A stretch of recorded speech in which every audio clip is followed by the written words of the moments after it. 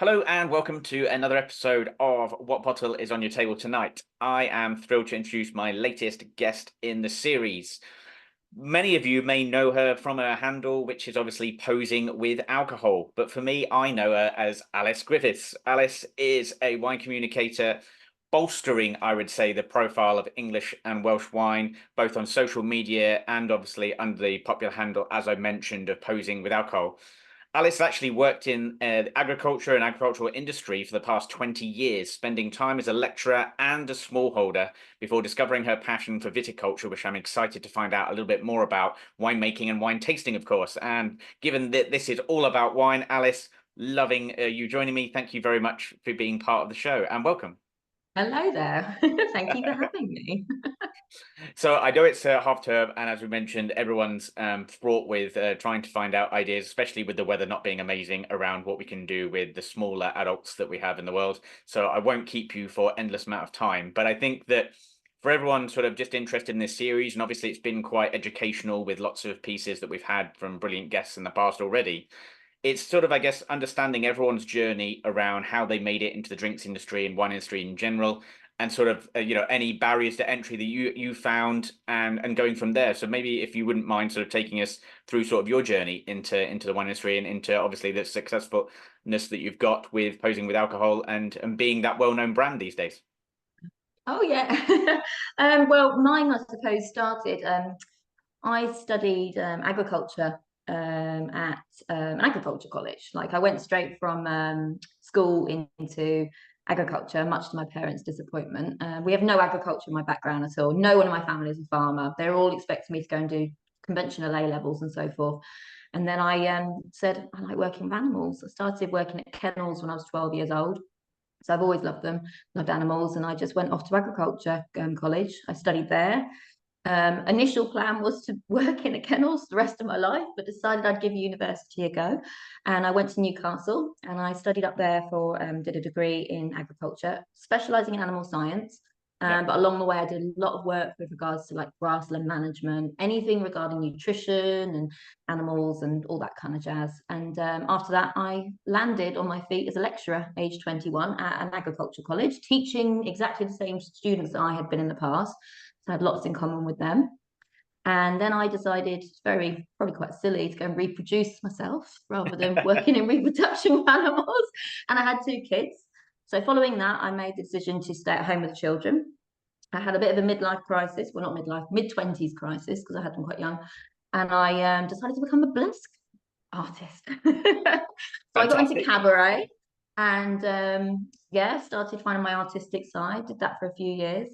And then in 2010, I moved down south from Newcastle because I'd lived there for the whole time. I Yeah. moved down south and I love walking and I love animals. And I started exploring the countryside and discovered these vines that were growing up everywhere. We didn't have any in Newcastle. And I don't know if we still do now. I think there's some in Yorkshire, but I don't know if they've quite made it to Newcastle yet.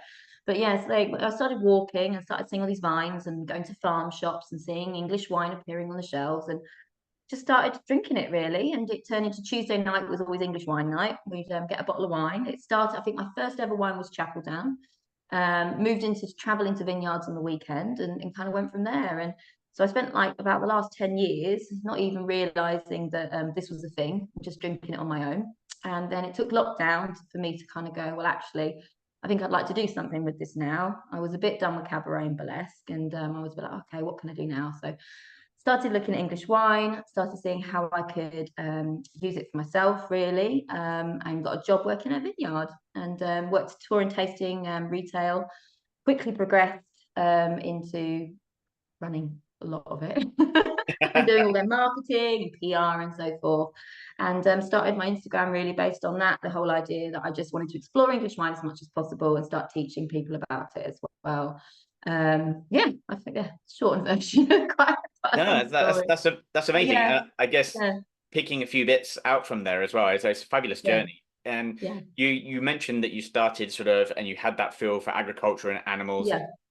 Do you think, I mean, like, as obviously people are listening in, learning the Mm. WSETs and things like that, do you think that gave you a little bit of an advantage or insight into what actually is normally the hardest for everybody coming from sort of out, which is Yeah, yeah. It's one of those viticulture and things. viniculture sort of The piece? more I get into English wine and the more I'm working with Instagram and so forth, is the more the realization that what I actually want to do is work on the viticulture side quite a lot. Yeah. I find it all connects together. My education with what I've learned and so forth, it's pretty similar. Like crop covering, like basic sort of like growth of plants, biology, everything like that. It all comes together. And part of what I want to do is not just teach people to go out and drink wine, is to actually learn the whole process behind it.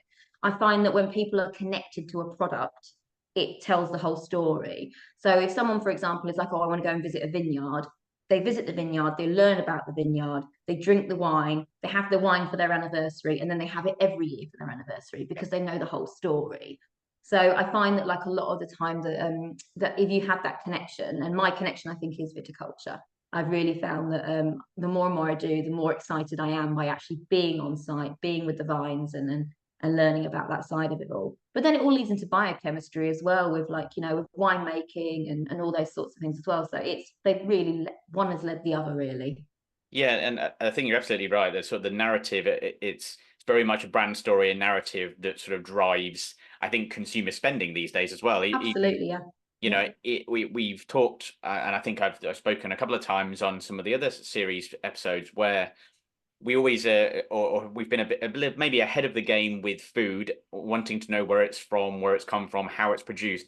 And the irony being that the thing that we probably put inside us the most, and certainly I do, is pretty much alcohol before food. And with alcohol, we've sort of neglected that piece of the puzzle until very recently. In the last few yeah. years, I feel there's a lot more drive towards, well, where's that wine come from? What have they put in it? What's the additives? Do they have any additives? How Mm. was it created? What was the cycle of the grapes that ended up basically in my glass of wine? And I think that's, as you say, that's, I think, appealing to a lot of people now, and we're seeing that. And the great thing is, obviously, as you and I both know, the English vineyards are exceptional now. The standard of English wine is exceptional, and gone are the days of the sort of 1970s, 1980s where we had horrendous wine.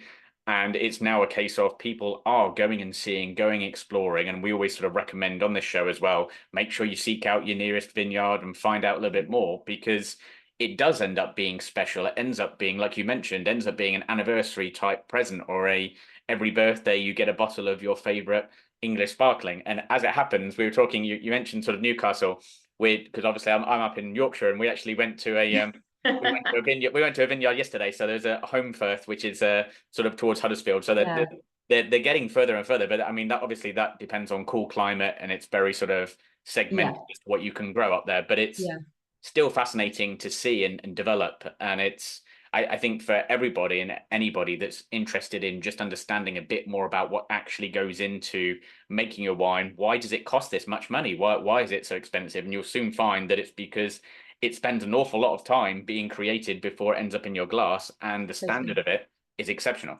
So I Yeah, think, yeah, that was, you have spot on there with that as well, which is great.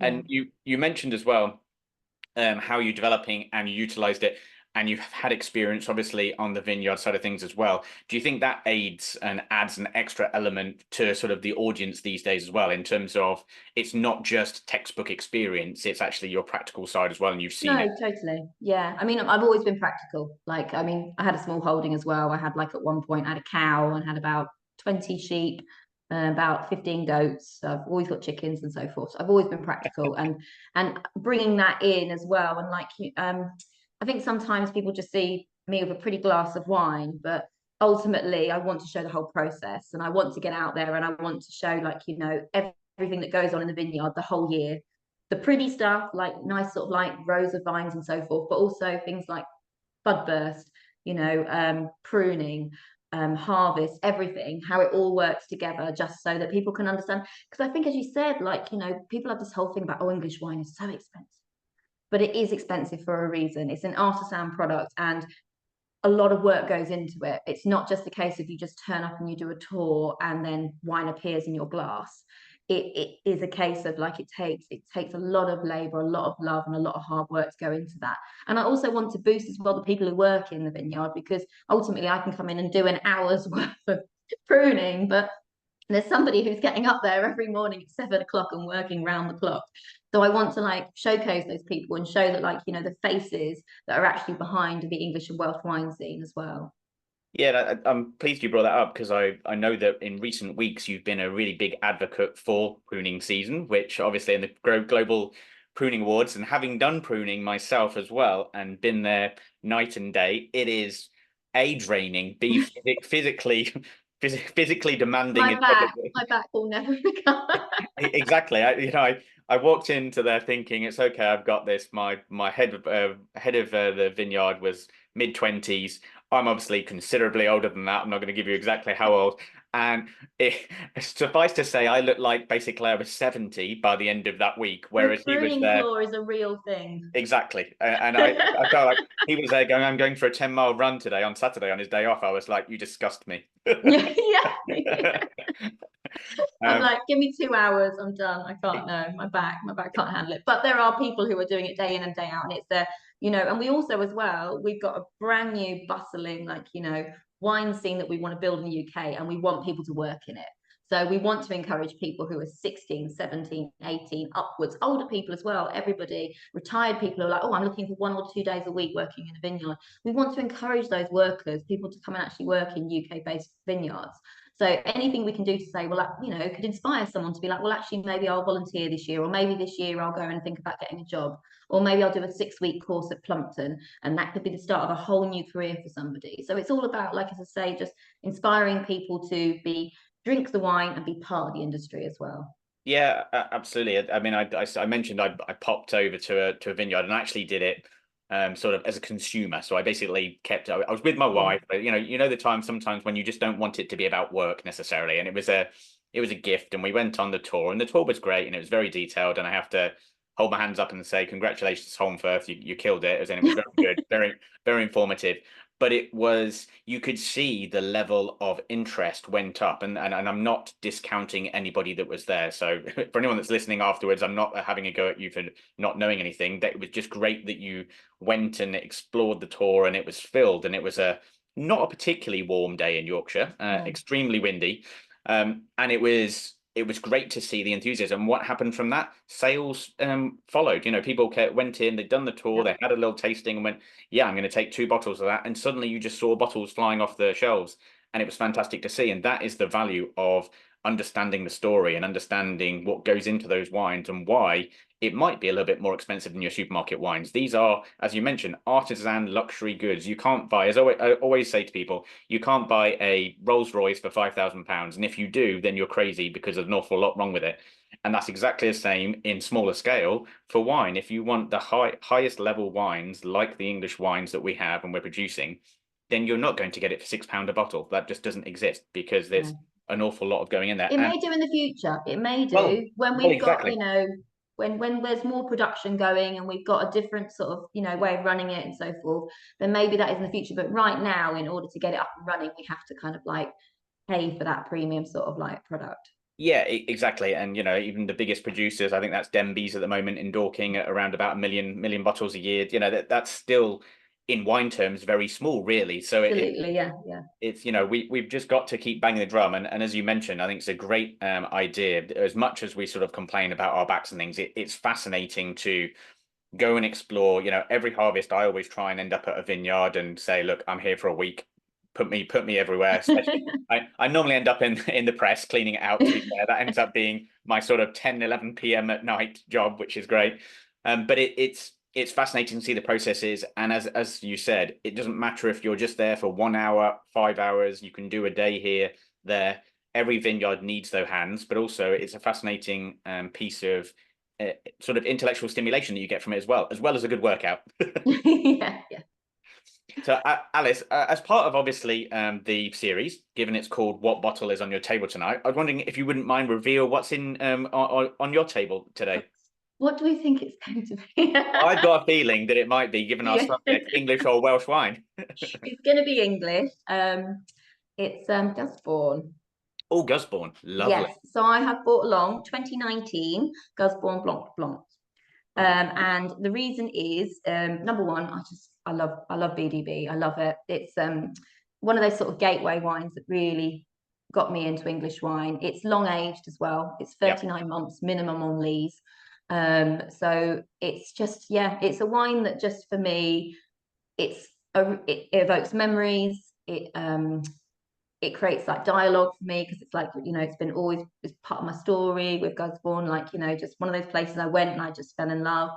And it's just beautiful. It's just quality, and it just shows exactly the incredible stuff that we can make in the UK. Yeah, it really is. And Gusbournes is a fantastic. I saw them at Provine recently in Yeah, Industrial, and they're a fantastic yeah, they producer. all work very hard at Peru. They were worked very hard at Provine, mostly serving me, I think, a lot. I spoke to Mary and she said that she was very much Mary, head winemaker. She said she was very hard work there, and rightly so because they deserve it because they're doing such a fantastic job in Kent. Absolutely. And obviously, for those that are listening and thinking BDB, what does that mean? 100% Chardonnay. Yeah, And of course, you mentioned the amount of months on lees. So if everyone's thinking about what does that do with the wine, you're thinking a lot more creamy, buttery, brioche, a yeah, little bit of croissant sort of style notes that you get from those beautiful, elegant sparklings. And Gusbourne's a fantastic producer, I agree. And it's yeah. one of the best as well. And as I knew that you were going to pick English as a hint. So normally it's complete shock, but I just guessed that you were going to go English because obviously you are a big advocate for English and Wales wine, as I am as well. And I was going to say that we're trying to link up, just a little plug, trying to get Mary on the other show, the Andy and Ollie show soon. So hopefully Yeah. we'll hear a bit more about Gusbourne. But as we were talking about that, I'm also going to pick out an area that Oh, of good old Lyme Bay. yes. Now, Lyme Bay obviously endorse it, but takes their grapes from pretty much all over the country, but predominantly Essex. And the one that I've got is their Pinot Noir single vineyard, Crow's Lane vineyard in Crouch Valley in Essex, 13% ABV, and boy, is this good. I It's really high for an English red. It is, yeah. I Yeah, mean, they and Essex had bud burst literally already yeah, about just one day before Easter. So they'd already just outlined. Now, for those that are listening and thinking we've had an awful year so far of weather, and we have had an awful year and an awful lot of rain, but just to showcase how different climates are, even within the UK in Essex at the moment, they've had budburst, which is when we all get very excited and have every finger crossed to say, please don't yeah. I was any more about to say we get frost. excited and then we're like this as well. Yeah, So it's like, please, no frost, no frost. exactly. We get excited and we hide. Yeah, yeah, I think winemakers basically are then on a high alert with their alarms and also checking yeah, what temperature everything is outside in case they need to try and warm up the vineyard to try and make sure that frost doesn't land on the buds and break them. But it's already there in Essex. Whereas we look anywhere, and you mentioned even Gusbourne. I don't think Gusbourne have reached budburst yet. And so even in Kent and Sussex, and as we move then to the further west, which it's slightly further and further delayed. So it just outlines how amazing sort of the climatology is just even in the UK. And yeah, one of these, Sarah Massey, the head winemaker at Lyme Bay, and one of my good friends, creates, I think, one of the best Pinot Noirs from those grapes that come over there. And it's great to see two different styles completely here. We've got your sparkling from yeah, Gusbourne, we've got a still Pinot Noir from Lyme Bay, and everyone's thinking, wow, English does still, of course we do, and we do reds yeah, and very well. And it's that again is showcasing the talent, the technology, the climate, of course, change, but also just what English wines is all about. And I know that we're big advocates, especially if, and you know that you went to the Welsh wines recently, yes, yes. and some fantastic wines being produced in Wales as well. And Really interesting. Yeah, it's just fascinating to see everyone and all the winemakers really coming together, working together. I mentioned Home Firth yesterday. They actually have taken on advice from the head winemaker at Three Quires in Gloucestershire. So they sort of all linking together, and it's great. And I think that's the wonderful thing of wine. Whilst we talk about barriers to entry, and that's very important, and we're trying to make sure that we break down those barriers. It's available for everybody.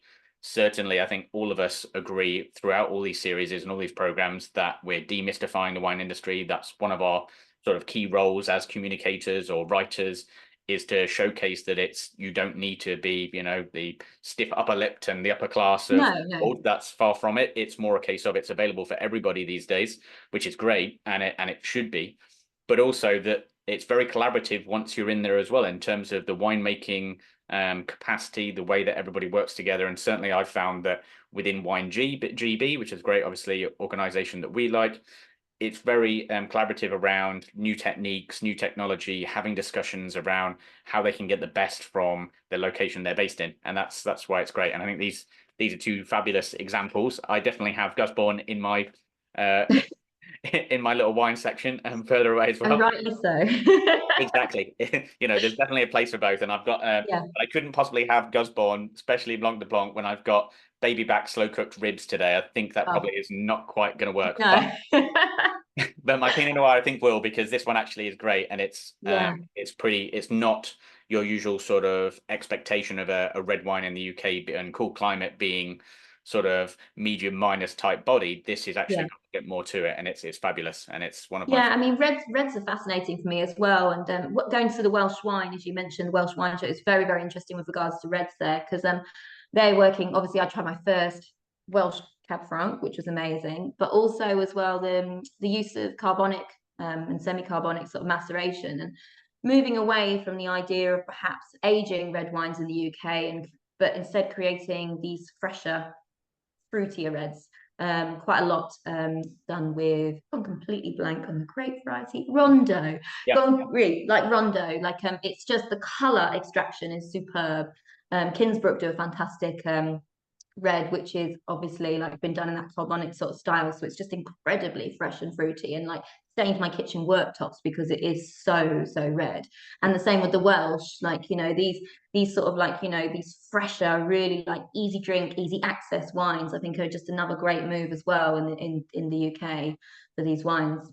Yeah, I completely agree, and I think one of the I was tasting a Solaris White yesterday, a Rondo Rosé, and a Yeah, Regent Red. Obviously Germanic orientated, as you'd expect in sort of cooler climates. But there's a couple of things that were great. One was they were selling out so quickly that they basically couldn't do too much with the wine, which is incredible. I mean, it's not a bad thing to be. It's a difficult decision for, I think, a winemaker, because you really want to sort of elevate as high as you can with your wines, but at the same time, you've got to think of commercialization and you've got to make yeah, money from your production. So it was great that they were selling out all the time, and I couldn't buy their Regent by bottle because it had sold out already, which is fantastic. But it only spends 6 weeks in oak because literally they can't afford it to be too much longer. Otherwise, it's costing them money basically, yeah, sat in barrel.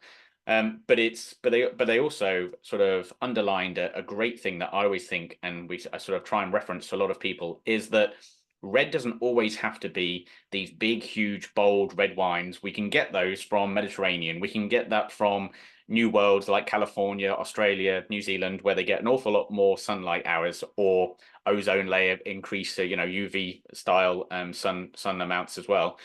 But what we can get is you can actually put these reds in the fridge, or you can have them cooler. yes, On days exactly. where we do get some sunshine, agreed, that it doesn't happen that often. But when we do, there's no reason why you can't put that bottle of red, because they are sort of medium-bodied red wines. They're not going to be these huge, bold, heavy reds, but they're going to be great with barbecues, great with meat. So just have it 30 minutes in the fridge and try it. And I always say buy two, have one at sort of, if you can, buy one at room temperature and drink that, and have one where you've had half an hour in the fridge and see the difference. And you will see it. You'll just see that it actually, and we were described, I was having a discussion with the winemaker yesterday, and he was saying, we're still far behind on the Mediterranean guys. Just laugh at us and say, why don't you in the UK ever think about chilling your red slightly? It does really bring out a lot more evocativeness. There's a lot more vibrancy in the wine sometimes, and it really highlights the fruit content. And I think that's something that we need to sort of Yeah, yeah, definitely. change as well. Yeah. Alice, it's been amazing talking to you, and thank you ever so much. What would you say is something that you're looking forward to, or something that you wanted to highlight sort of for the rest of the year? This question typically started, bear in mind the series started back in January, so it's more a case of what are you looking to do for the next year, or what would you like advertise? So we're kind of gone past that area, and we're in the second quarter now of the year. But is there anything that sort of you're really looking forward to on the horizon that you'd sort of like to shout out?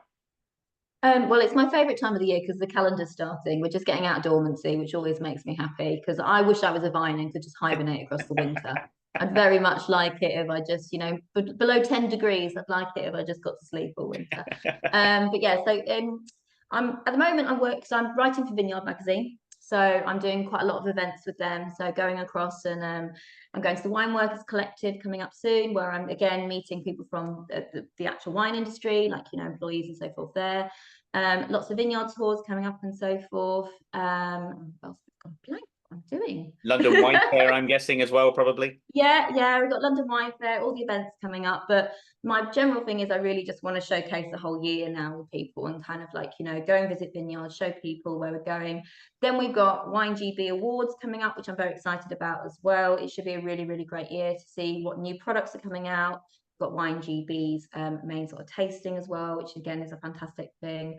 Yeah, and I'm doing my diploma as well. So Yes, yeah, feel your pain on that one. yeah, Yeah, so we'll definitely cross-reference and notes on that I one. know, I know. Yeah. So I'm working on that. So doing some education alongside, because I don't think you ever, well, I don't think you're ever an expert.